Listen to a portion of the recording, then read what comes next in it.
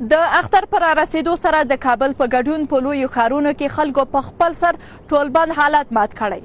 دا وضعیت د عامې روغتیا وزارت یې سخت اندېښمن کړی او وایي چې په دې څو ورځو کې د کورونا مثبتې پیښې په بېساره توګه زیاتې شوي دي. اوس په ښار کې چې وینو اکثر زموږ وطنوال د خرید لپاره د جلغوزه او د پسته او بادام خرید لپاره راغلي.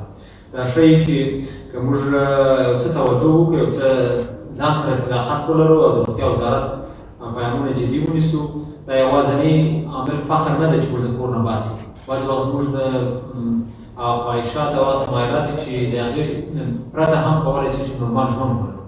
دغه وزارت وایي چې د قرنطین په موده کې اوضاع په کنټرول کې وه، خو اوس چې خلکو په خپل سر قرنطین مات کړی نو د کورونا مثبتې پیښې ډېرې سوي، د مړینو شمېر لوړ شوی او وزارت اړ دی چې نور روغتونونه هم جوړ کړي.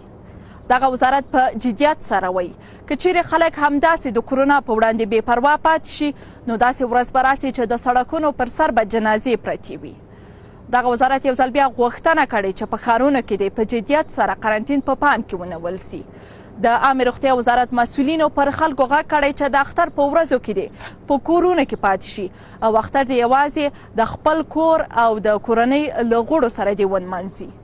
بلخوا د اطلاعات او کلتور وزارت له ټولو سیمه رسنیو نه غوښتنه کړې چې د اختر په ورځو کې دې د هغو پروګرامونو له جوړولو نه دې ډډه وکړي په کوم کې چې د خلکو ګڼه ګوڼه ډیریږي. شازیه حیا، BBC کابل.